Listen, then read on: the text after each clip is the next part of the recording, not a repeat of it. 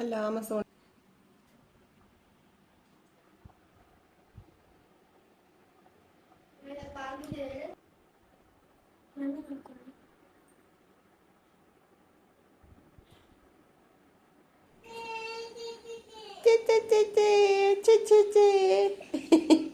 എങ്ങനെയാ കുഞ്ഞോ കാരല്ലേ? ആ നോക്കളെ, ഞാൻ വിചാരിച്ചു വല്ലപ്പോഴും ഒക്കെ ഉള്ളെന്ന്. എന്നാലും അവൾക്ക് പറ്റൂല്ലയോ? ഇടത്തേക്ക് കൊണ്ട് പറ്റും, നമുക്കൊന്നും പറ്റത്തില്ല. ഭയങ്കര ബുദ്ധിയാന്നല്ലോ.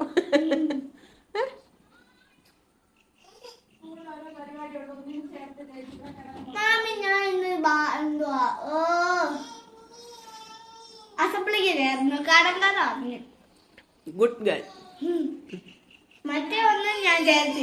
എല്ലാത്തിനും ചേരണം സ്കൂളില് കേട്ടോ, പ്രോഗ്രാമിനൊക്കെ ചേരണം.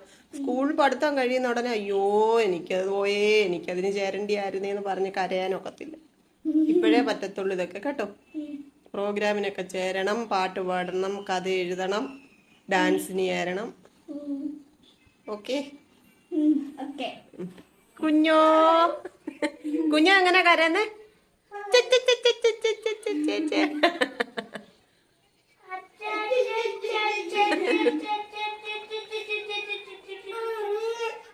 ദേഷ്യം വരുന്നടി കുഞ്ഞിന്.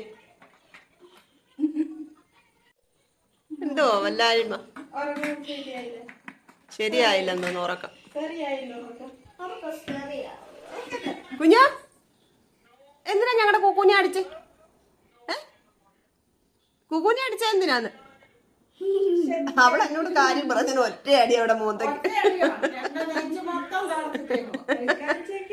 ഒന്ന് പറയണ്ടാവുന്ന ചെള്ളക്ക് അല്ലെങ്കിൽ നെഞ്ചത്ത്. ഞാൻ എന്നോട്ട് വരുമ്പോഴത്തേക്ക് എന്റെ ദേഷ്യം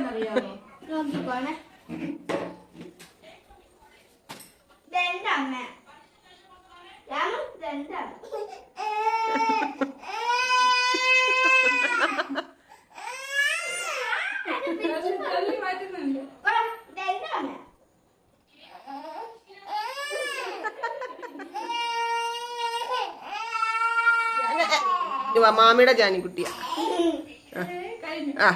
കഴിഞ്ഞു സന്തോഷമായി.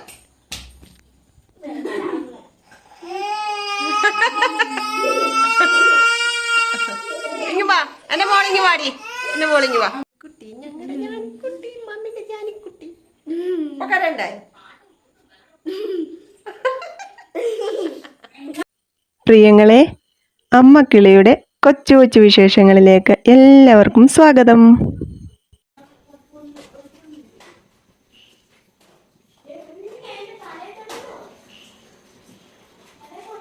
ഇന്ന് വന്ന വഴിക്ക് മഴ മൊത്തം നനഞ്ഞ് വാരി നിൽക്കും. പോയി കുളിച്ച് ജപിച്ചിട്ടൊക്കെ വന്നിട്ട് വിശേഷങ്ങളൊക്കെ പറയാം കേട്ടോ. ഇങ്ങോട്ട് ജാനിക്കുട്ടിന്റെ അവിടെ നിന്ന് ഇങ്ങോട്ട് ഇറങ്ങുവേ ഒരു ഭയങ്കര ഒരു മഴയ്ക്ക് മുമ്പ് ഓടി വരാൻ വേണ്ടിട്ട് ഇറങ്ങിയത്. എന്തോ ഇന്ന് ചാർട്ട് പേപ്പർ വേണോന്ന് പറഞ്ഞിട്ടുണ്ട്, അത് വാങ്ങിച്ചോണ്ട് വന്നു. പിന്നെ അതുകൊണ്ട് പോയി കുളിച്ചിട്ടൊക്കെ വരാം, എന്നിട്ട് വിശേഷങ്ങളൊക്കെ പറയാം കേട്ടോ.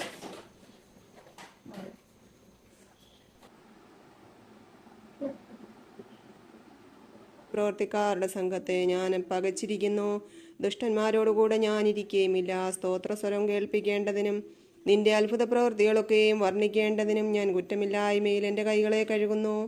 യഹോവേ ദൈവമേ എന്നെ വിടിപ്പിക്കാൻ യഹോവേ എന്നെ സഹായിപ്പാൻ വേഗം വരണമേ. എന്റെ അടുക്കൽ വേഗം വരണമേ. നീ തന്നെ എന്റെ യഹോവയും എന്നെ വിടുവിക്കുന്നവനും ആകുന്നു. യഹോവേ താമസിക്കരുതേ.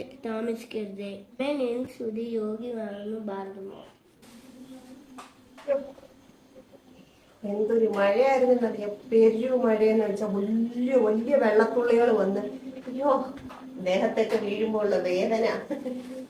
പിന്നെ ഇന്ന് സൂപ്പർ മാർക്കറ്റിൽ നിന്ന് പാലും 1 പാക്കറ്റ് പാലേ മേടിച്ചത് കേട്ടോ. പിന്നെ ദാണ്ടി ലിക്വിഡ് തീർന്നായിരുന്നു, അതും വാങ്ങിച്ചു. പിന്നെ ഇതൊക്കെ രാവിലെ അമ്മയ്ക്ക് അവിടെ കഴിക്കാൻ കൊണ്ട് കൊടുത്തതിൻ്റെയൊക്കെ പാത്രങ്ങൾ. പിന്നെ ഇന്ന് നമ്മുടെ ഫാമിലിയിലുള്ള ആരെയും കാണാൻ പറ്റിയിട്ടില്ല കേട്ടോ. ഇന്ന് ആരെയും കണ്ടില്ല.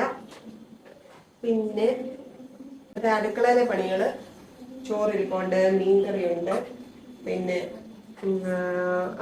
അമ്മ അന്ന് വെച്ച് ഒഴിച്ചു കൂട്ടാൻ ഇച്ചിരി ഇരിപ്പുണ്ട്, അതൊക്കെ ഉണ്ട് കേട്ടോ. പിന്നെ ഇന്ന് എനിക്ക് ഉച്ചയ്ക്ക് കഴിക്കാൻ ഒരു ബിരിയാണി കിട്ടിയേ. ഇതേ ഞാൻ കഴിച്ചില്ല. ഞാൻ പറഞ്ഞില്ലേ, ഞാൻ എന്നും എന്റെ പ്രിയങ്ങളോട് പറയാറില്ലേ, ഞാൻ എന്നും എന്തെങ്കിലും കഴിക്കാൻ പറഞ്ഞ് കരുതി പോയാൽ അന്ന് എനിക്ക് എന്തെങ്കിലും സ്പെഷ്യല് കിട്ടും. അല്ലെന്നുണ്ടെങ്കിൽ പൊതിച്ചോറ്, നമ്മുടെ ഹോസ്പിറ്റലിലെ പൊതിച്ചോറിൽ അതായാലും വാങ്ങിത്തരും, അങ്ങനെയൊക്കെയാണ്. അപ്പം ഞാൻ കൊണ്ടുപോകുന്നത് ചിലപ്പോൾ തിരിച്ചു കൊണ്ടുവരണം, അല്ലെന്നുണ്ടെങ്കിൽ ഇങ്ങനെ കൊണ്ടുവരണം. അതൊന്നും അതൊരു സ്ഥിരം പരിപാടിയാണ്. ഇന്ന് ഞാൻ രാവിലെ 2 ചപ്പാത്തി, ഈ മീൻകറി എനിക്ക് ഇഷ്ടപ്പെട്ടു കേട്ടോ, നല്ല മീനായിരുന്നു. അപ്പൊ ആ മീൻകറി കഴിക്കേണ്ടതുകൊണ്ട് 2 ചപ്പാത്തി ഇച്ചിരി മീൻകറിയും കൊണ്ടുപോയി ഉച്ചയ്ക്ക് കഴിക്കാൻ. അപ്പൊ അത് ഉള്ളത് കൊണ്ട് ഇതാ ബിരിയാണി കിട്ടി കണ്ടോ. അപ്പൊ ഞാൻ അതിങ്ങനെ കൊണ്ടുപോയിരുന്നു, മോനുകുട്ടനും അമ്മയ്ക്കും കൊടുക്കാമെന്ന് വിചാരിച്ച്. അപ്പൊ ചോറ്, എനിക്ക് ഇച്ചിരി ചോറ് മതി, അവർക്ക് ബിരിയാണി ഉണ്ട്. അതുകൊണ്ട് ഇന്ന് അടുക്കളയില് നോ പാചകം, അതാണ് ഞാൻ പറയാൻ വന്നത്. ചോറ് അങ്ങോട്ട് തിളപ്പിക്കാൻ വെച്ചത്. അപ്പൊ നമുക്ക് ഇവിടെ ഇരുന്ന് സംസാരിക്കാം, പാചകം ഒന്നുമില്ലല്ലോ, തിളക്കട്ടെ. അമ്മക്കിളി എന്നുള്ള യൂട്യൂബ് ചാനലിലൂടെ നിങ്ങൾ എന്റെ ജീവിതത്തിലേക്ക് വന്നതുപോലെ തന്നെ കുറെ വർഷങ്ങളായിട്ട് ഫേസ്ബുക്ക് പോസ്റ്റുകളിലൂടെ ഒക്കെ എനിക്ക് അടുപ്പമായവർ കുറെ പേരുണ്ട്. അതിലേറെ പേരും എന്റെ അവസ്ഥയിലൊക്കെ കടന്നു പോകുന്നവരാണ്. ചിലരൊക്കെ സർവൈവ് ചെയ്തവരുണ്ട്, ചിലർ ഇപ്പോഴും ട്രീറ്റ്മെന്റിൽ ഇരിക്കുന്നവരുണ്ട്. അങ്ങനെ കുറെ ആൾക്കാരെ എനിക്ക് അതിലൂടെ, ഞാൻ ഫേസ്ബുക്കിൽ അത്യാവശ്യം പോസ്റ്റുകളൊക്കെ എഴുതുമായിരുന്നല്ലോ, അങ്ങനെ കേട്ടോ, വീഡിയോസിലൂടെ അല്ല, ഫേസ്ബുക്ക് പോസ്റ്റുകൾ എഴുതുന്നതിലൂടെ അങ്ങനെ കുറെ ആൾക്കാരെ ഞാൻ പരിചയപ്പെട്ടു. അങ്ങനെയാണ് നമ്മുടെ വനിതയുടെ മുഖചിത്രത്തിന് വിളിച്ചതും ജോഷ് ടോക്കിലേക്ക് വിളിച്ചതും എല്ലാം ഫേസ്ബുക്കിലൂടെയാണ്. ഫേസ്ബുക്കിലെ പോസ്റ്റുകൾ വായിച്ചിട്ടാണ്. അതിനകത്ത് എഴുതിയത് ഞാൻ 2 ഗ്രൂപ്പുണ്ട്, നവജീവനയുണ്ട്, കേരള ക്യാൻസർ ഫൈറ്റേഴ്സ് എന്ന് പറഞ്ഞ ഗ്രൂപ്പും ഉണ്ട്. കേരള ക്യാൻസർ ഫൈറ്റേഴ്സ് നന്ദു മഹാദേവയുടെ ഗ്രൂപ്പാണ്. എന്നെ അതിലേക്ക് നന്ദു ആണ് ആഡ് ചെയ്തത്. അതിനുശേഷമാണ് നവജീവനയിലും ആഡ് ആക്കിയത്. ആ 2 ഗ്രൂപ്പിലല്ലാതെ ഫേസ്ബുക്കിൽ ഒറ്റ ഗ്രൂപ്പിലും ഞാൻ ചേർന്നിട്ടില്ല. എനിക്ക് ഇഷ്ടമല്ലാത്ത കാര്യമാണ് ഫേസ്ബുക്ക് ഗ്രൂപ്പുകളിലൊക്കെ പങ്കുചേരുക എന്നുള്ളത്. അപ്പം നന്ദു എന്നോട് പറഞ്ഞതിന്റെ പേരിലാണ് ഞാൻ ആ ഗ്രൂപ്പിൽ കയറിയതും. അങ്ങനെയാണ് എൻ്റെ ഈ ഓരോ പോസ്റ്റുകളൊക്കെ ഞാൻ അതിലും കൂടെ അങ്ങോട്ട് ഷെയർ ചെയ്യാൻ തുടങ്ങിയത്. അങ്ങനെയാണ് നമ്മളെ വനിതയുടെ മുഖചിത്രമായും ജോഷ് ടോക്കിലൊക്കെ വന്ന് സംസാരിക്കാനുള്ള അവസരം കിട്ടിയതൊക്കെ അതിലൂടെയാണ്. അങ്ങനെ എനിക്ക് കുറച്ച് ആത്മബന്ധമുള്ള കുറച്ച് വ്യക്തികളുണ്ടായിരുന്നു. അങ്ങനെ അതിൽ ഒരുപാട് പേര് മൺമറഞ്ഞു പോയി. എനിക്കിപ്പോഴും അവരെന്റെ ഒപ്പം ഇല്ല എന്ന് എനിക്കിപ്പോഴും വിശ്വസിക്കാൻ പറ്റത്തില്ല കേട്ടോ. അത്രയും എന്നെ മോട്ടിവേറ്റ് ചെയ്തവരാണ് അവര്. ചിലതിൽ നിന്നൊക്കെ നമുക്ക് നല്ല പാഠങ്ങളും, അത് ചിലതിൽ നമ്മൾ അങ്ങനെ ആവരുത് എന്നുള്ള ചിന്തയും നമ്മുടെ മനസ്സിലേക്ക് വന്നു ചേരും. ഈ അസുഖത്തെ ഒരുപാട് പേടിച്ച് ജീവിച്ചവരുമുണ്ട്, ധീരമായിട്ട് എതിരിട്ടവരുമുണ്ട്. അപ്പൊ അതിനകത്ത് ഞാനിപ്പോ പറയാൻ വന്ന കാര്യം എന്ന് വെച്ചാല്, എന്റെ അതേ അവസ്ഥയിലിരിക്കുന്ന ഒരു കൂട്ടുകാരിയുണ്ട് എനിക്ക്. അപ്പം എനിക്ക് തോന്നുന്നു എന്റെ സർജറിക്കൊക്കെ ശേഷമാണെന്ന് തോന്നുന്നു ആളിന് സർജറിയൊക്കെ ചെയ്തതും ട്രീറ്റ്മെന്റ് എടുത്തതും ഒക്കെ. അപ്പൊ ഇതുപോലെ തന്നെ ഫേസ്ബുക്ക് പോസ്റ്റ് വായിച്ചിട്ട് ഞങ്ങൾ പരിചയപ്പെട്ടു. പത്തനംതിട്ടയിലുള്ള ആളാണ്. അങ്ങനെ ഞങ്ങൾ കണ്ടു, സംസാരിച്ചു, ഇടയ്ക്ക് വിളിക്കുകയും പറയുകയൊക്കെ ചെയ്യുമായിരുന്നു. അതിൻ്റെ ഇടയ്ക്ക് ചോറ് തിളച്ചു, ചോറ് വാർത്തിട്ടു, നമ്മുടെ ബിരിയാണി ചൂടാക്കാൻ വെച്ചു കേട്ടോ. അപ്പം ഞാൻ പറഞ്ഞു വന്ന കാര്യം എന്ന് വെച്ചാല്, അങ്ങനെ പരിചയപ്പെട്ട എൻ്റെ ഒരു ഇളയ സഹോദരി, എൻ്റെ ഒരു അനിയത്തിക്കുട്ടി എന്ന് വേണേൽ പറയാം കേട്ടോ. ഇപ്പോ എന്താണ് പറയുന്നത്, ഒരു ബുദ്ധിമുട്ട് ഇപ്പോൾ ഉണ്ടായി, തലവേദനയും തലകറക്കമൊക്കെ ആയിട്ട്. അപ്പം സ്കാനിങ് ഒക്കെ കഴിഞ്ഞു. പുള്ളിക്കാരിക്ക് ട്രീറ്റ്മെന്റ് വേണമെന്ന് പറഞ്ഞിട്ടുണ്ട്, റേഡിയേഷനൊക്കെ. അപ്പം എൻ്റെ പ്രിയങ്ങൾ പ്രാർത്ഥിക്കണം. കാരണം കൊച്ചു 2 കുഞ്ഞുങ്ങളാണ്. അപ്പൊ എന്നോട് എനിക്ക് ഇന്ന് അയച്ച മെസ്സേജ്, എനിക്ക് ഒരു വോയിസ് ഇട്ടു. ഞാനിപ്പം വിവരങ്ങളൊക്കെ ചോദിച്ചായിരുന്നു. എന്നോട് പറഞ്ഞു MRIക്ക് വേണ്ടിയിട്ട് പോവുകയാണ് എന്ന് പറഞ്ഞപ്പോൾ ഞാൻ ചോദിച്ചു എന്തോ കാര്യം. കുഴപ്പമൊന്നും ഇല്ലായിരുന്നല്ലോ, എന്റെ അതേപോലെ തന്നെ ട്രീറ്റ്മെന്റ് ഒക്കെ ചെയ്ത ആളാണ്. അപ്പം ആ ഒരു ഇതിലിരിക്കുമായിരുന്നു. ഇടയ്ക്ക് വിളിക്കുമ്പോഴാണേലും അങ്ങനെ പ്രശ്നമൊന്നുമില്ല, ചെക്കപ്പിനൊക്കെ പോയി ഇങ്ങനെ മെഡിസിനൊക്കെ കഴിച്ചിട്ട് ആമോക്സിഫനൊക്കെ എടുത്ത് ഇങ്ങനെ ഇരിക്കുന്നതായതുകൊണ്ട് നമ്മൾ അങ്ങനെ പ്രത്യേകിച്ച് വിവരങ്ങളൊന്നും അങ്ങനെ ഒന്നുമില്ലല്ലോ പറയാൻ. പക്ഷെ ഇപ്പൊ MRIക്ക് പോവാണെന്ന് പറഞ്ഞപ്പോൾ ഞാനിങ്ങനെ ചോദിച്ചു എന്തോ പെട്ടെന്ന് ഇങ്ങനെയെന്ന് പറഞ്ഞു തലകറക്കമാണ്, എഴുന്നേക്കാൻ വയ്യാന്നൊക്കെ. അപ്പം റിസൾട്ടൊക്കെ വന്നു, പുള്ളിക്കാരിക്ക് റേഡിയേഷനൊക്കെ വേണം. അപ്പം എൻ്റെ പ്രിയങ്ങൾ പ്രാർത്ഥിക്കണം. ആരോ എവിടോ ഒരു സഹോദരി എന്ന രീതിയിൽ പ്രാർത്ഥിക്കണം കേട്ടോ. ഞാന് എനിക്കത് നിങ്ങളോട് പറഞ്ഞെന്ന് വെച്ചാല് എനിക്ക് അത്രയും വേദന തോന്നി. കാരണം എനിക്ക് അത്രയും അടുപ്പമായിരുന്നു. എനിക്ക് ഒരുപാട് സങ്കടം തോന്നി. കുഞ്ഞുങ്ങളെ ഓർക്കുമ്പോൾ ഭയങ്കര വിഷമം തോന്നി. കാരണം എൻ്റെ മുത്തിന് 10 വയസ്സും മോനിക്കുട്ടന് 9 മാസമുള്ളപ്പോൾ അസുഖമൊക്കെ വന്നപ്പോൾ ഞാൻ മുത്തിനെ ഹോസ്റ്റലിലാക്കിയ കാര്യം ഞാനിങ്ങനെ ഓർത്തു. എത്രമാത്രം എല്ലാവരും ഉണ്ട്, എല്ലാവരും സഹായത്തിനുണ്ട്, അല്ലെങ്കിൽ ഒരുപാട് പണമുണ്ട്, ജോലിക്ക് ആളിനുണ്ട് എന്നൊക്കെ പല സാഹചര്യങ്ങൾ ഉണ്ടെങ്കിൽ തന്നെ, ഞങ്ങൾക്കതുണ്ടായിരുന്നു എന്നല്ല, ഉണ്ടെങ്കിൽ തന്നെയും അമ്മയ്ക്ക് പകരമാകാൻ വേറെ ആരെ കൊണ്ടും പറ്റത്തില്ല. അതുകൊണ്ട് എൻ്റെ പ്രിയങ്ങളൊക്കെ അങ്ങനെ ഇരിക്കുന്ന അവസ്ഥയിലിരിക്കുന്നവർക്ക് വേണ്ടിയിട്ട് പ്രാർത്ഥിക്കുന്ന കൂട്ടത്തിൽ എൻ്റെ ഒരു ഇളയ അനിയത്തിക്കുട്ടി എന്നുള്ള രീതിയിൽ ഞാനത് പറഞ്ഞതാണ്, പ്രാർത്ഥിക്കണമെന്ന് കേട്ടോ. എത്രയും പെട്ടെന്ന് ഈ ഒരു റേഡിയേഷനൊക്കെ കൊണ്ട് ഇതങ്ങ് മാറി ഓക്കെ ആവണേന്ന് ഞാനും മനസ്സുരുകി പ്രാർത്ഥിക്കുകയാണ്. കാരണം ഒരു അമ്മയെ ആവശ്യമുള്ള 2 കുഞ്ഞുങ്ങളുണ്ട്. ഒരു വീഡിയോയിൽ കമന്റ് ഇട്ടു, നമ്മളെക്കാളും വേദനിക്കുന്നവരുണ്ട് എന്നോർത്ത് വേണം പിറന്നാൾ ഒരുങ്ങാനെന്ന്. ഞാൻ എന്നെക്കാളും ഉയർന്നു നിൽക്കുന്ന ഒരു തലത്തിലുള്ള ആൾക്കാരെ പറ്റി ചിന്തിച്ചിട്ടല്ല ഞാൻ ഒരു കാര്യങ്ങളും ചെയ്യുന്നത്. എന്നെക്കാളും വേദന അനുഭവിക്കുന്നവരുണ്ട്, എന്നെക്കാളും ജീവിതത്തോട് പൊരുതുന്നവരുണ്ട് എന്നൊക്കെയുള്ള ചിന്തയോടെയാണ് ഓരോ നിമിഷവും ഞാൻ ജീവിക്കുന്നത്. എനിക്ക് അങ്ങനെ അല്ലാതെ മുന്നോട്ട് പോകാനേ പറ്റത്തില്ല. ഞാൻ പറഞ്ഞില്ലേ, ഒരു ചെറിയ ലോകം, എനിക്ക് എൻ്റെ വേണ്ടപ്പെട്ടവരും എൻ്റെ മക്കളും എൻ്റെ കുടുംബവും ഒക്കെ ആയിട്ട് ഒരു ചെറിയ ലോകത്ത് ജീവിച്ചിരുന്ന ഞാൻ, ഇതൊന്നും അല്ല ജീവിതം. ഇതിനപ്പുറത്ത് കുറേ മനുഷ്യർ വേദന അനുഭവിക്കുന്നവരുണ്ട്, വിഷമങ്ങൾ അനുഭവിക്കുന്നവരുണ്ട്, രോഗങ്ങൾ അനുഭവിക്കുന്നവരുണ്ടെന്നൊക്കെ എന്നെ ബോധ്യപ്പെടുത്തിക്കൊണ്ടാണ് 2016 ഡിസംബറിൽ എനിക്ക് ആ റിസൾട്ട് എൻ്റെ കയ്യിൽ കിട്ടുന്നത്. നിനക്ക് ക്യാൻസർ ആണ് എന്ന് പറഞ്ഞ ആ ഒരു റിപ്പോർട്ട് കിട്ടുന്നത്. അപ്പൊ അതിനുശേഷം എന്ന് പറഞ്ഞാൽ എനിക്കറിയില്ല, എൻ്റെ ചിന്തകളും ഒരുപാട് മാറ്റപ്പെട്ടു, എൻ്റെ ലോകവും ഒരുപാട് വലുതായതുപോലെ തോന്നും കേട്ടോ. അതുകൊണ്ട് ആരൊക്കെയോ എവിടെയൊക്കെയോ ഉണ്ട്, അവരൊക്കെ വേദന അനുഭവിക്കുന്നു, അവർക്ക് വേണ്ടിയിട്ട് പ്രാർത്ഥിക്കണം, അവർക്ക് വേണ്ടിയിട്ട് എന്തെങ്കിലും ഒരു വാക്കെങ്കിലും പറയണം, ഒരു ആശ്വാസം കൊടുക്കണം എന്നൊക്കെയുള്ള എൻ്റെ ചിന്തകൾ വന്നതുകൊണ്ടാണ് ഞാൻ എൻ്റെ ലൈഫിൽ എനിക്കുണ്ടായ അനുഭവങ്ങളൊക്കെ ഞാൻ ഷെയർ ചെയ്യുന്നത്. അതെപ്പോഴും പോസിറ്റീവായിട്ട് എടുക്കാൻ പലർക്കും കഴിയുന്നുണ്ട്, അവരതിൽ സമാധാനിക്കുന്നുണ്ടെന്ന് അറിയുന്നതാണ് എനിക്ക് സന്തോഷം കേട്ടോ.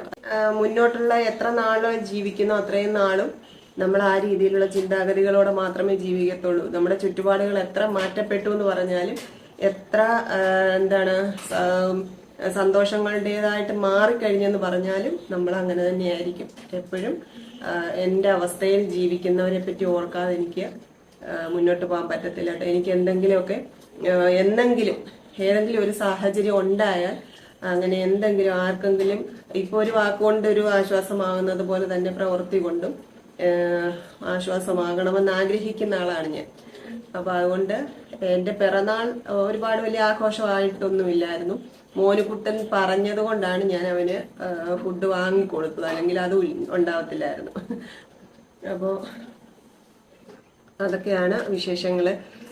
കുറച്ച് ദിവസമായിട്ട് മനസ്സിന്, ഞാൻ പറഞ്ഞില്ലേ, പിറന്നാളിന്റെ അന്ന് മനസ്സിന് ഭയങ്കര അസ്വസ്ഥത തോന്നി, ഒരു സന്തോഷം തോന്നിയില്ല എന്ന് പറഞ്ഞതിന്റെ പിന്നിലും കുറെ കാരണങ്ങളൊക്കെ ഉണ്ട്. മറ്റുള്ളവരുടെ വിഷമങ്ങളൊക്കെ കേൾക്കുമ്പോൾ നമുക്ക് ഒരു സങ്കടം തോന്നത്തില്ലേ, ആ സ്ഥാനത്ത് നമ്മളായിരുന്നെങ്കിൽ എന്ന് ചിന്തിക്കത്തില്ലേ. അങ്ങനെ കുറച്ച് അനുഭവങ്ങൾ നമ്മുടെ മുമ്പിൽ ഇങ്ങനെ വന്നപ്പോൾ ഞാനും ചിന്തിക്കും, ഞാനും ഒരു അമ്മയാണ്, എനിക്ക് എൻ്റെ ജീവിതത്തിൽ അങ്ങനെ സംഭവിച്ചാൽ ഞാൻ എങ്ങനെ തരണം ചെയ്യും എന്നൊക്കെ ഉള്ള ചിന്തകളോടെയാണ് കുറച്ച് ദിവസമായിട്ട് ഞാൻ ഇങ്ങനെ മുന്നോട്ട് പോകുന്നത്. കാരണം മക്കളുടെ കാര്യം, മക്കളെ കൊണ്ടുള്ള കുറച്ച് ദുഃഖങ്ങളും പ്രയാസങ്ങളും, അവര് ഒരു പ്രായത്തിൻ്റെതായിട്ടുള്ള പ്രശ്നങ്ങൾ കാണിക്കുമ്പോൾ ഒരമ്മ അനുഭവിക്കുന്ന ബുദ്ധിമുട്ടുകളൊക്കെ എനിക്ക് എൻ്റെ മുമ്പിൽ 1-2 അനുഭവങ്ങൾ വന്നേ ഈ കുറച്ച് ദിവസങ്ങൾക്കുള്ളിൽ. അപ്പം ഞാനത് ഓർത്തപ്പം എനിക്ക് ഭയങ്കര സങ്കടം തോന്നി. അവരെ പറ്റി ഓർത്തപ്പം അതിലേറെ സങ്കടം തോന്നി. കാരണം അവരൊക്കെ എനിക്ക് അത്രയും പ്രിയപ്പെട്ടവർ തന്നെയാണ്. ഒരുപാട് അടുപ്പമുള്ളവരാണോ എന്ന് ചോദിച്ചാൽ ആണെന്നും പറയാം, അല്ലെന്നും പറയാം. എന്നാൽ തന്നെ അവരുടെ അനുഭവം കേട്ടപ്പം, അവരുടെ കണ്ണ് നിറഞ്ഞത് കണ്ടപ്പോൾ എനിക്കും വല്ലാത്ത വിഷമം തോന്നി. നാളെ എൻ്റെ ജീവിതത്തിൽ ഇങ്ങനെ സംഭവിച്ചാൽ ഞാൻ എങ്ങനെ തരണം ചെയ്യും, എൻ്റെ മക്കളിൽ നിന്ന് ഇങ്ങനെ ഒരു സംസാരം അല്ലെ ഒരു പ്രവൃത്തി ഉണ്ടായാൽ എങ്ങനെയായിരിക്കും എനിക്കത് ഉൾക്കൊള്ളാൻ പറ്റുന്നതെന്നൊക്കെ ഞാനിങ്ങനെ ചിന്തിച്ച ആ ഒരു ചിന്തയിലാണ് അന്നത്തെ ദിവസമൊക്കെ ഞാൻ ഒരു സന്തോഷിക്കാൻ പറ്റാതിരുന്നത് കേട്ടോ. അപ്പോൾ എപ്പോഴും അങ്ങനെയാണ് എനിക്ക് ഇപ്പൊ ഒരു എന്താ പറയുന്നത്, ഒരു സങ്കടം കാണുമ്പോൾ എന്റെ മനസ്സും അറിയാതെ അങ്ങ് നീങ്ങിപ്പോവും. ഒരു സന്തോഷം, ഒരാൾ ചിരിക്കുന്ന കാണുമ്പോൾ ഞാനും ചിരിക്കും. അങ്ങനെയാണ് എൻ്റെ രീതി. അപ്പോ ഇന്ന് അടുക്കളയിൽ പാചകമൊന്നും ഇല്ലാത്തത് കൊണ്ട് തന്നെയാണ് ഞാൻ ഇത്രയും കാര്യങ്ങൾ ഇവിടെ പറഞ്ഞത് കേട്ടോ. പിന്നെന്താണ് വേറെ വിശേഷം? ഒന്നുമില്ല. ഇവിടെയാണ് ഞാൻ രാവിലെ വന്ന് എനിക്കൊരു കുറച്ച് നമുക്ക് നമ്മുടേതായിട്ടുള്ള ഒരു സ്പേസ് ഇല്ല, ആ സ്പേസ് ഇവിടെയാണ് കേട്ടോ. ഇത് അടുക്കളയുടെ വാതിലാണ്. ഇത് അടുക്കളയുടെ വാതിലാണ്. ഇവിടെ ഒരു കൊരണ്ടയുണ്ട്. എനിക്ക് നേരത്തെ ഒരു എന്താ പറയുന്നേ, ഒരു ഇച്ചിരി ഹൈറ്റ് ഉള്ള ഒരു കൊരണ്ട ഉണ്ടാക്കി തന്നെ. എന്താണെന്നറിയാമോ, ഇതുപോലത്തെ കുഞ്ഞു കൊരണ്ട ഉണ്ടല്ലോ, പ്ലാസ്റ്റിക്കിന്റെ നല്ല പരന്ന കൊരണ്ടയാണ് ഞാൻ ഇരുന്നോണ്ടിരുന്നത്. അങ്ങനെ ഇരുന്ന സമയത്ത് മോനുകുട്ടനെ പ്രഗ്നന്റ് ആയ സമയത്ത് അത്രയും താണിരിക്കാതെ ഒരു 5 മാസമൊക്കെ ആയപ്പോൾ അത്രയും താണിരിക്കാൻ വയ്യാത്തതിന് ഇത്തിരി ഹൈറ്റ് ഉള്ള ഒരു പ്ലാസ്റ്റിക്കിന്റെ കൊരണ്ടി വാങ്ങിച്ചു.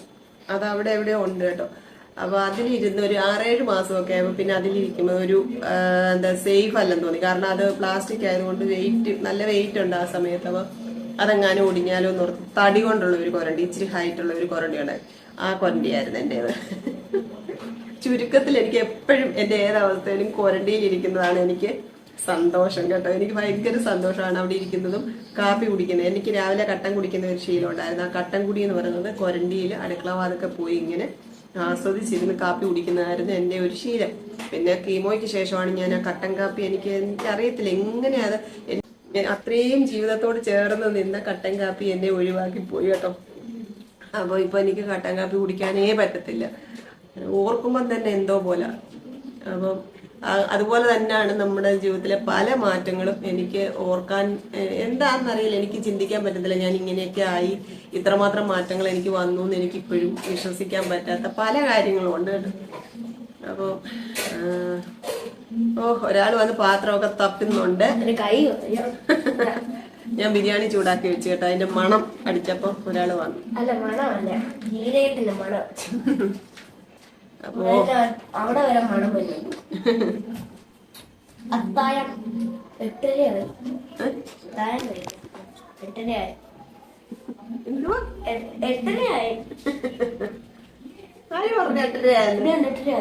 8 മണിയാവുന്നേ ഉള്ളൂ. 8:30 കഴിഞ്ഞു. വിശക്കുന്നെങ്കിൽ അതങ്ങ് പറ. അല്ലെ വിശക്കും. ഞാൻ കഴിച്ചോളൂ. ചാർട്ട് പേപ്പർ മേടിച്ചോണ്ട് വരണമെന്ന് എന്നോട് വിളിച്ചു പറഞ്ഞു. ചാർട്ട് പേപ്പർ എങ്ങനെയാണ് റോൾ ചെയ്താണ് നമ്മൾ കൊണ്ടുവരുന്നത്. അത് നനഞ്ഞു വാരിയോ എന്ന് പേടിച്ച് ഞാൻ അത് ഇവിടെ കൊണ്ടുവന്നു. അത് റോൾ ചെയ്ത് വെച്ചിരിക്കുന്നത് നമ്മളിങ്ങനെ നിവർത്ത് ഒരു ഓപ്പോസിറ്റ് ഡയറക്ഷനിൽ നിവർത്ത് വെച്ചാല് അതിന്റെ മുകളിൽ എന്തെങ്കിലും വെയിറ്റ് വെച്ചാൽ അതങ്ങ് നിവരത്തില്ലേ. 1000 മടക്കിട്ട് അങ്ങ് മടക്കി അത് നൂത്ത് വെക്കാൻ വേണ്ടിട്ട് ആ ഒരു ചാർട്ട് പേപ്പർ ഫുള്ള് പോയി. അത് കൊള്ളത്തില്ല. ചാർട്ട് പേപ്പർ അങ്ങനെ മടക്കി കഴിഞ്ഞ്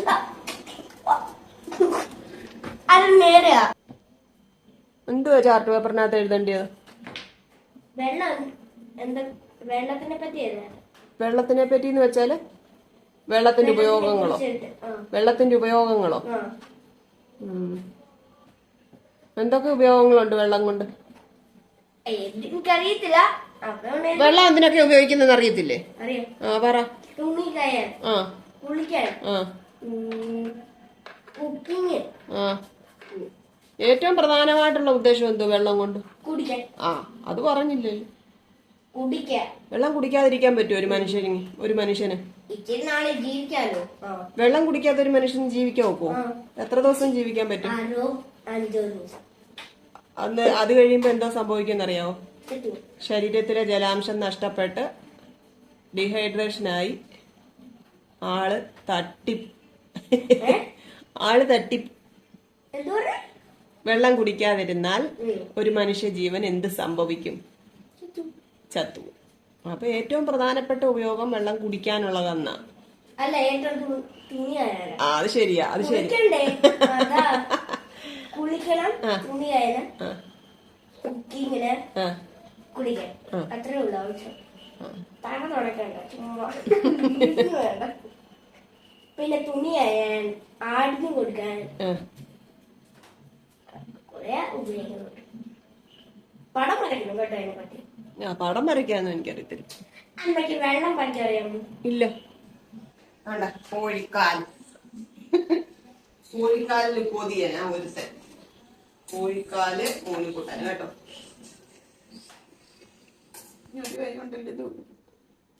സാലഡ് വേണോ?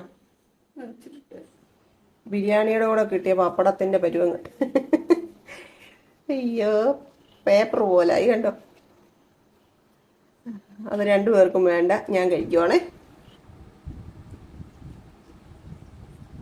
രണ്ട് കഴിച്ചോ? മാറ്റി വെക്കട്ടെ.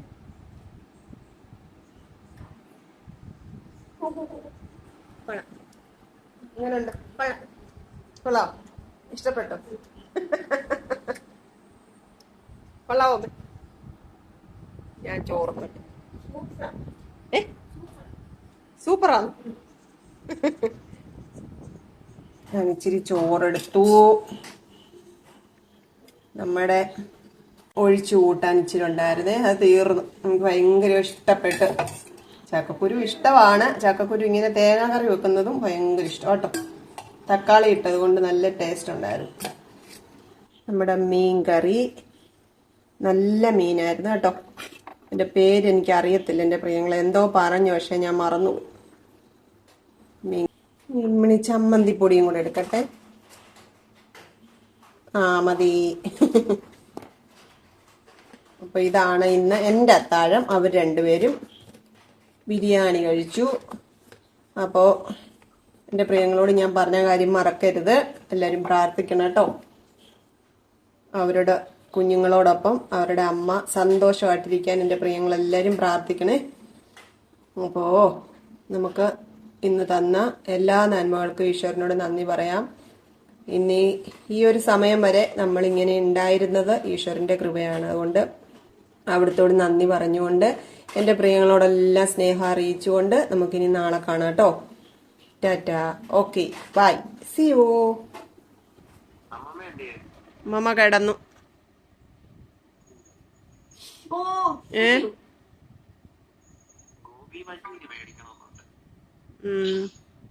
മേടിച്ചതിന് ഇന്ന് ചാർട്ട് പേപ്പർ മേടിച്ചത് ഇതിനാട്ടോ.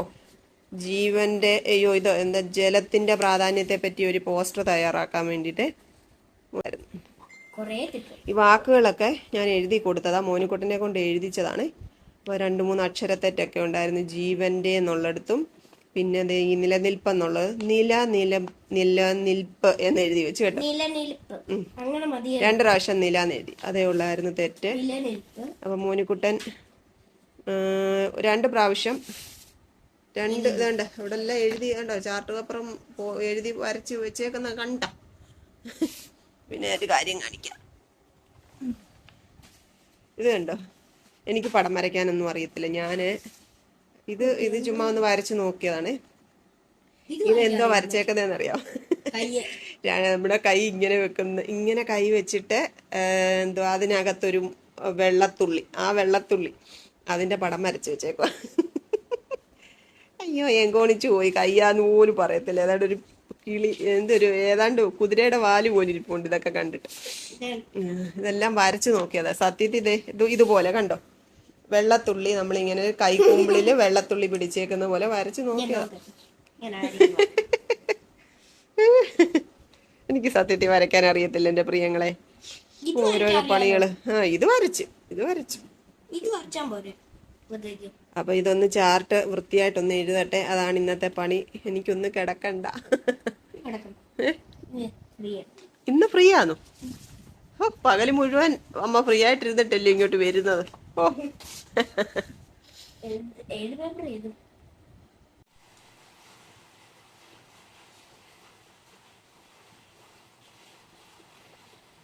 കൊച്ചു കൊച്ചു വീട്ടുവിശേഷങ്ങളുമായി വീണ്ടും കാണാമേ.